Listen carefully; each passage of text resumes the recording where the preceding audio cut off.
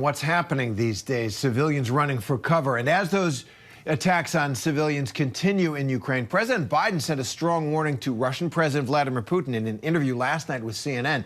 Biden reiterated his belief that Putin will not use nuclear weapons on the battlefield. And he says the Russian leader has significantly miscalculated. So joining us now with more is ABC News politics reporter Brittany Shepard, along with Jon Wolfsthal. He's senior advisor at Global Zero. That's an organization that works to eliminate nuclear weapons. Welcome to both. And Brittany, let's start with you. It's been a tense few weeks, obviously, between Russia and the U.S. Many are wondering if the two presidents are going to speak at the upcoming G20 summit. Are they going to try and calm the waters a little bit? What's the latest there? Well, Terry, the Biden White House message on this is very clear, that Biden has no intention to talk with President Putin pretty much no matter what. He's indicated, at least in the last 24 hours, that he's willing to talk about the release of WNBA star Brittany Griner. But unless Ukraine or Ukrainian brokers are present at the G20, where so far there has been no plans to have a conversation between the three countries, Biden essentially wants nothing to do with President Putin. But of course, we know this is a live ball and a lot can change. And of course, some of Biden's statements have left some daylight that lower levels of communication may have happened between the Biden White House and the Kremlin, but it seems now that there's going to be no direct line between the two world leaders. On that issue, for sure, because Ukraine isn't at the table, and Biden has said repeatedly the United States is not going to negotiate away parts of Ukraine. That's up to them if they want to make peace that way. Jon, as an expert on nuclear weapons, what do you make of this moment that we are in, and of what the president said? Vladimir Putin's a rational actor, and he knows what would happen if he did use nuclear weapons. Well, I think, like most people, I'm concerned anytime you have nuclear weapon states threatening to use nuclear weapons in a conflict, the risk of escalation is severe. And we've learned over the last 70 years that we don't control all of the elements and actions on the battlefield. So I think the president of the United States, Joe Biden, is right to be concerned. He's right to try to signal to Vladimir Putin that we are not about to attack, but that also Russia will not gain any advantage through any use of nuclear weapons. His message has been consistent. Don't do it. You won't benefit. But at the same time, the United States and our allies remain committed to supporting Ukraine in their efforts to liberate Ukrainian territory. And that leaves us in a very tense and difficult situation.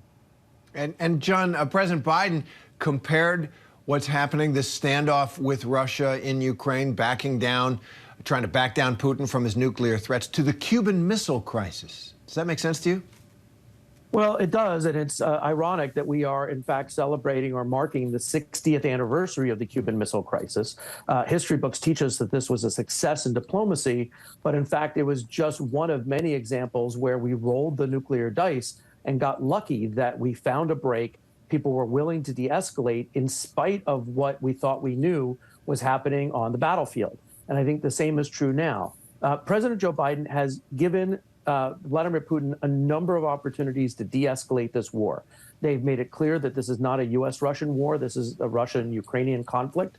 He's made it clear that we're not going to be pushing into Russian territory. We're not establishing no-fly zones. And time again, the Russian president has refused to take the off-ramp. And the reality is that unless Vladimir Putin wants to find a way out of this war, we're going to be in a very difficult, stressful, and potentially nuclear crisis-filled situation for months to come. That's a great point, Jon. I want to go to Brittany on the other actor here. We talk about Russia and the United States, but it's Ukraine that is driving events. Their troops continue to succeed on the battlefield, changing the dynamics, changing the power posture in here. Just yesterday, the White House said that it is now open to President Zelensky's request for more air defense systems. That would be another qualitative change on the battlefield. Where does that stand? Are they going to get those anti-defense missiles? Yes, they are, Terry. The White House saying that they're going to offer up to 4 more long-range missile systems and help shepherd in other defense through Germany. You heard President Zelensky on the meeting with the G7 yesterday, which President Biden was part of, say that, you know, they're very happy for support from the allied countries, but just support isn't enough. They need money and they need weapons, and they need weapons soon.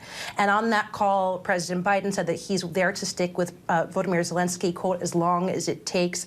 But you have to wonder how long that support will continue. you, the White House, the press secretary, and Biden saying, he's willing to cut checks as long as he can, of course, with the support of Congress by him. And so that support of weapons is going to be unrelenting, at least if Biden has his way. And John, finally, take a step back. Does this standoff, this nuclear standoff to some extent in Ukraine, does it weaken the nuclear taboo in other places in the world?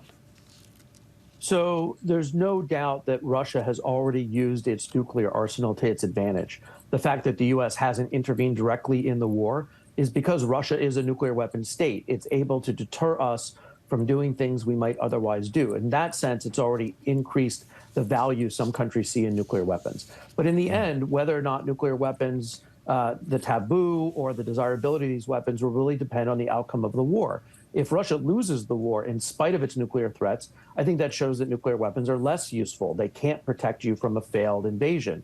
But if they succeed, then I think there will be an increased interest in countries looking at nuclear weapons both for offensive, but also for defensive and deterrence purposes. It shows just how high the stakes of this conflict are. Absolutely. Ramifications right across the globe. Jon Wolfsthal, Brittany Shepard, thanks very much for being with us. Hi, everyone. George Stephanopoulos here. Thanks for checking out the ABC News YouTube channel. If you'd like to get more videos, show highlights, and watch live event coverage, click on the right over here to subscribe to our channel. And don't forget to download the ABC News app for breaking news alerts. Thanks for watching.